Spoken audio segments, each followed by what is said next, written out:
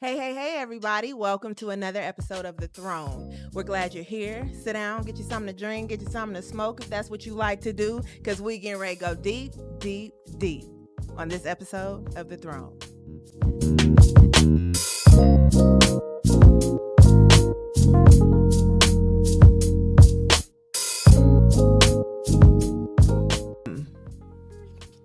I just kind of want to set the stage for how we're going to move into the story of the first leg of your incarceration journey, because now we know that as a young boy, you've experienced this trauma and you've seen things that most children don't see. You know, you've seen violence and molestation and abuse and all of these things, and had to process them without a man in your life that was truly pouring into you and had your best interests at heart. But yet and still, you were affected by your experience, by your mother's experience of incarceration. So you were exposed to the prison system as a baby. So it was no secret. You understood how that worked. You already had it's safe to say, a view in your mind of the police, and it wasn't a good one. A good view. As a kid, before you even had a run-in. My entire life, really. So, looking at your mother's experience and what you witnessed as a child, knowing or unknowing, what you were privy to, how do you believe that affected you in a way that led you to the prison door? Great question. Yeah. The first thing I would have to bring up is the point that I was rebellious, and I didn't have that man in my life to mold me and show me how to process these feelings and this truth or untruth that I was feeling, that I was engulfed in. And so I went to the streets. I hung out late and everything like that, you know what I'm saying? I began to smoke weed or drink, and all of this stuff like that. And then the whole gang activity, you know what I'm saying? But growing up on in LA on the east side in the low bottoms, you know what I'm saying? It's gang activity all the way around me. So I adapted to that because they were the men figures that I seen. So therefore I gravitated towards that, you know what I'm saying? And I wanted to be down with them because they got respect and everything. And I didn't get respect. I didn't get respect. I don't feel that I got respect at home growing up when I was handed around, or even before then. I don't know. I didn't recognize respect in my life. So that was your first encounter with respect, and that shit looked good. It felt good, and you like wanted some more. Big, red, shiny apple. Yeah, for real. Yeah, and I gravitated toward it. So I got put on, you know what I'm saying, the Pablo Bishop Blood Gang, you know what I'm saying, and that's the life I lived. Everything that you can hear or conjure in your mind about the LA gangs, yeah, I done that shit, you know what I'm saying. I wanted to touch everything. I wanted to prove myself, but in that, who were you proving yourself to? I don't know. I don't know. I didn't care.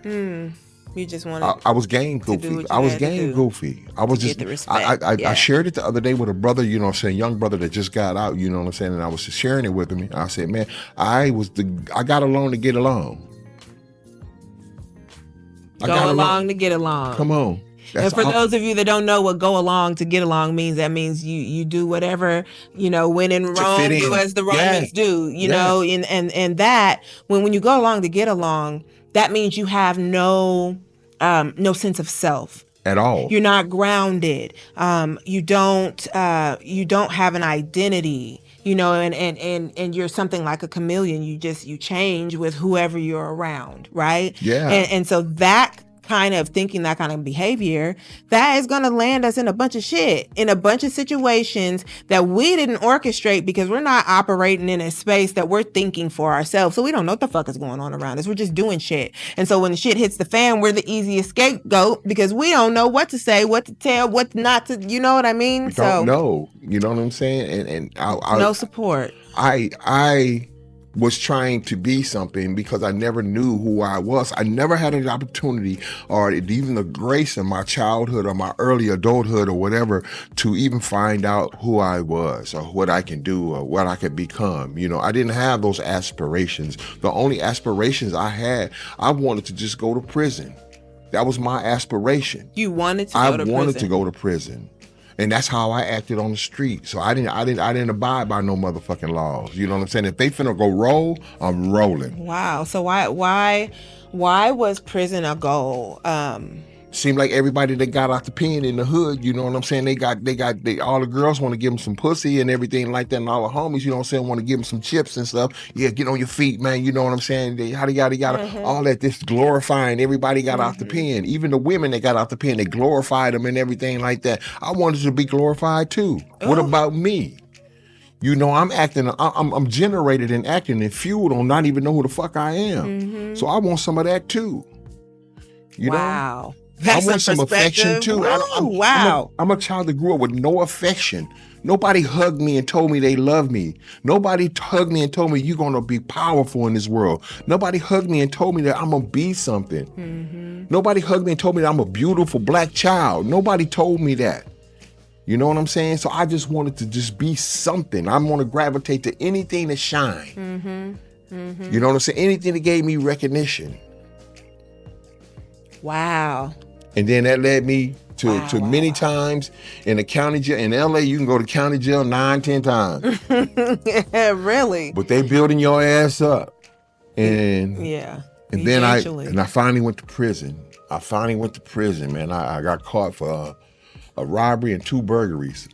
And that was it. And I already had 2 robberies on my jacket already, and a whole bunch of burglaries, a whole bunch of this violence and this and that other. So I was on my way to prison, you know, and they took me from LA County Jail to Tehachapi, and I ended up in Soledad, where the Soledad brothers were, you know what I'm saying? Actually the same wing, Fox wing, 3rd tier, cell 313. Ooh, not you remember it.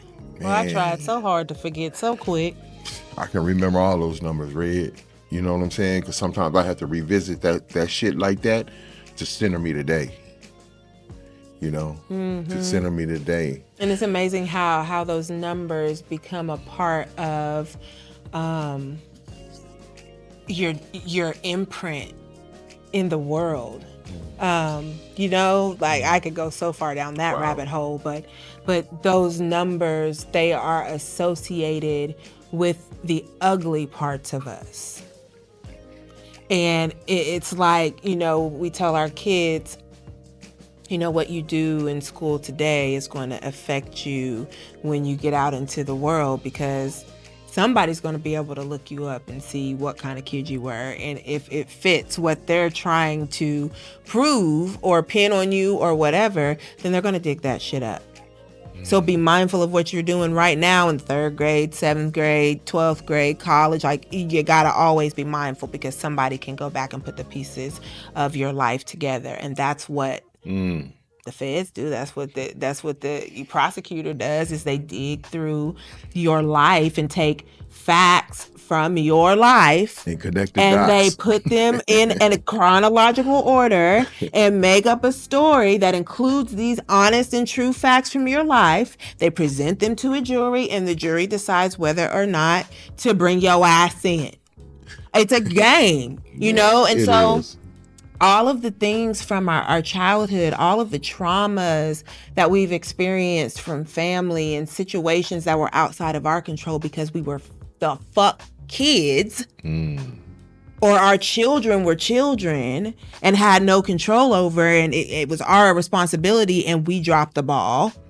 You know, we have to take responsibility for that, because all of these things that we experience, good or bad, but especially the bad is always going to be bigger in our minds than the good. these are the experiences that shape who we are. And that's why your ass ended up in prison, because your mom was in prison and you were by yourself with people who didn't have the time to explain to you what was really going on so that you could understand. Because, kids are just people who don't know all the big words to use to explain what they need. I think it was, you know what I'm saying? I think it was, they didn't not only have the time, that didn't register good with me. I just don't think that they had the compassion, Yeah, or whatever the Right. thing was that was needed for them to step in and do more, to care. Some people just don't have the capacity. Some people just don't understand what it means to love. So maybe they feel like, well, I gave a little nigga a place to stay while his mama was locked up, and that's love. Yeah. To some people. Exactly.